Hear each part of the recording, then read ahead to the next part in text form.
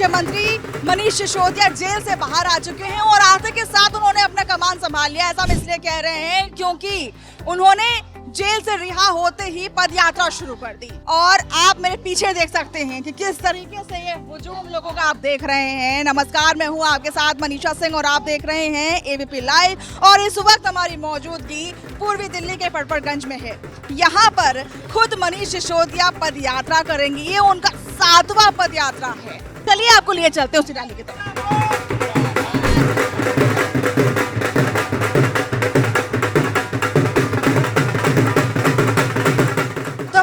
दिल्ली के पूर्व उप मुख्यमंत्री मनीष सिसोदिया साथ में हैं। सर, आप 17 महीने के बाद वापस आए हैं और आपको अगर देखें तो शिक्षा क्रांति के जनक कहा जाता है। अब आप जो 17 महीने के बाद वापस आए हैं, किस तरीके से देख रहे हैं, क्या क्रांति होने वाली है?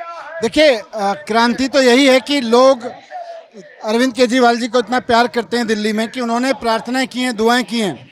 और दिल्ली का बच्चा बच्चा जानता है कि भारतीय जनता पार्टी एक साजिश के तहत उन्हें फंसा के जेल में रखे हुए है। और वो भी किस लिए? इसलिए नहीं कि अरविंद केजरीवाल जी ने कोई गलत किया है, बल्कि इसलिए कि वो दिल्ली के लोगों के काम रुकवाना चाहते हैं। 8-9 साल तक अरविंद केजरीवाल जी ने दिल्ली में जम के काम किया। पिछले 1 साल से इन्होंने बहुत काम रोकने की कोशिश की। पहले भी रोकने की कोशिश की, लेकिन अरविंद जी लड़ लड़ के उनको करा देते थे। लेकिन अब इन्होंने काम रोके हैं, तो अभी हमारे मंत्री भी लड़ रहे हैं, मैं भी लड़ रहा हूँ। कि आप जो बोल रहे हो कि काम को रुकवाया गया है, आज ही बीजेपी ये प्रदर्शन कर रही है पेंशन को लेकर के। इसको देख के आप क्या बोलते हैं? और दूसरा सवाल ये सर कि आप ये कह रहे हैं कि साजिश हुई है, लेकिन बीजेपी कहती है कि भैया ये तो एजेंसी का काम है, इसमें सरकार का कोई लेना देना नहीं। भारतीय जनता पार्टी पहले तो ये बताए कि शराब व्यापारियों से चंदा लेती है, ईडी से नोटिस दिलवा के व्यापारियों से चंदा वसूलती है, उसका जवाब दे। आरोप तो भारतीय जनता पार्टी के ऊपर ये हैं। हमारे ऊपर तो रास्ते चलते किसी को पकड़े कुछ भी आरोप लगवा देती है, वो कुछ भी बयान करके। लेकिन इसके तो सबूत हैं कि भारतीय जनता पार्टी ईडी का नोटिस दिला के लोगों से चंदा वसूलती है। दूसरी बात, आपने कहा कि पेंशन किसने रोक के रखी थी? एलजी ने अफसरों को धमका के रखा हुआ था। अरविंद जी ने बार बार आतिशी जी को, बाकी लोगों को कहा कि भाई लड़ो झगड़ो लेकिन लोगों की पेंशन दिलाओ। 6 महीने से पेंशन रोक के रखी हुई थी। क्यों रोक के रखी हुई थी? जबकि दिल्ली सरकार ने, कैबिनेट ने बजट पास किया था, दिल्ली विधानसभा ने बजट पास किया था, उसके बावजूद अफसरों को कह के पेंशन रुकवा के रखी हुई थी। लेकिन केजरीवाल जी की टीम ने लड़ के आज पेंशन दिलवाई है और लाखों लोगों को आज पेंशन मिलने लगी है। आबकारी नीति की बात कर रहे हैं सर, तो ऐसा आपकी सरकार ही आबकारी नीति लेकर के आई, फिर उसके बाद आपकी सरकार ने इसे हटा दिया। अब इसको आप किस तरीके से देखिए? हर सरकार एक नीति लेके आती है। सारे देश में हर साल नई नीति आती है, तो ऐसा नहीं कि हम हटा रहे हैं। देश में कहीं भी 1 साल की नीति दूसरे साल नहीं चलती, हर साल उसको हटा के नई नीति लाती है। लेकिन अब आबकारी नीति जो बनी, जो कंट्रोवर्शियल है, उसके ऊपर तो मैं सारे कोर्ट में जवाब दूंगा।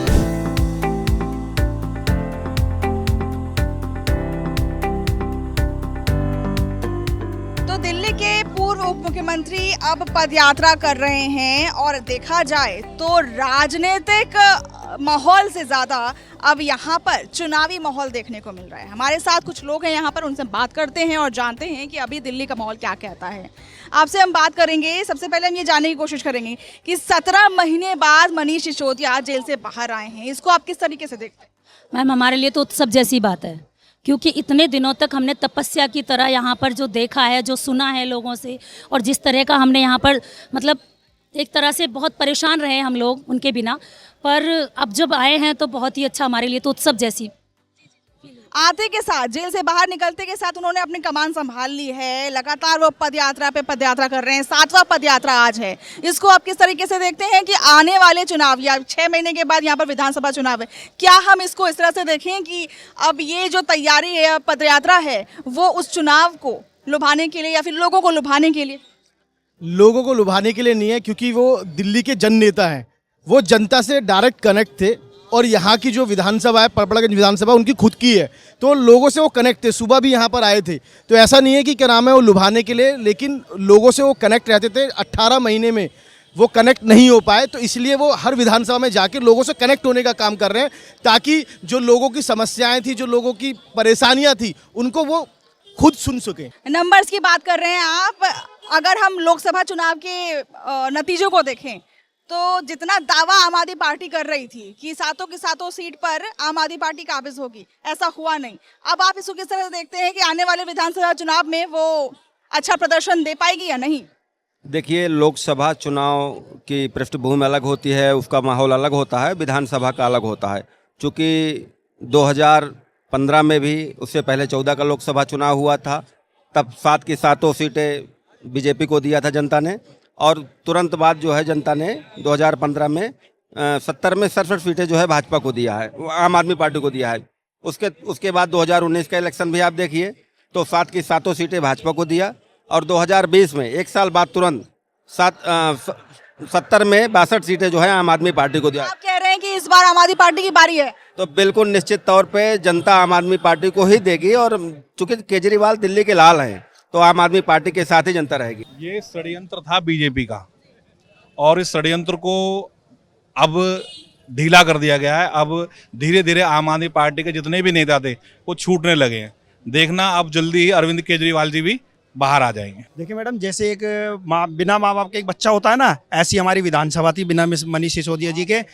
सारा काम उलट हो रहा था, मगर जो उनके प्रतिनिधि थे, जैसे हमारे वार्ड अध्यक्ष हैं दिनेश नागर जी है, ये हुए, और उनके जो और प्रतिनिधि थे, उन्होंने विधानसभा को बहुत अच्छे से संभाला, बहुत अच्छे से काम। आम आदमी का पार्टी का प्रदर्शन जो है ना, इससे बढ़िया और अब हो ही नहीं सकता, क्योंकि जो साजिश करके ये हमारे लीडरान को अंदर करके, जबकि सुप्रीम कोर्ट ने भी इनको कहा है कि भाई तुम्हारा ट्रायल कब तक चलेगा, कोई लिमिट होनी चाहिए कि नहीं, किसी को अंदर बिना किसी कसूर के अंदर कब तक जेल में रख सकते हो।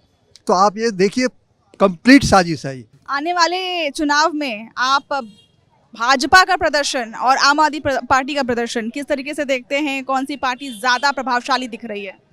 देखिए, अभी आपने देखा होगा कि भाजपा ने आज प्रदर्शन किया पेंशन को लेकर के, जबकि पेंशन वही रोके बैठे थे।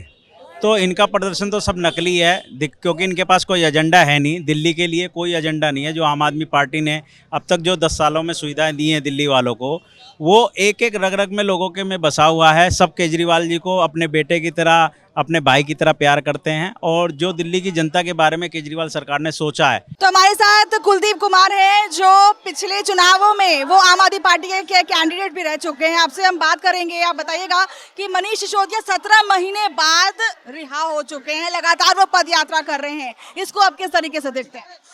17 महीने बाद भारतीय जनता पार्टी षड्यंत्र जो रचा था, उस चक्रव्यूह को तोड़ के माननीय सर्वोच्च न्यायालय ने उनको बेल दी है, और 17 महीने बाद जनता के बीच में आए हैं। आज हमने लोगों से मिल रहे हैं, जनता के बीच में जा रहे हैं, और ये संदेश कि मनीष सिसोदिया आ गए, अब केजरीवाल आएंगे।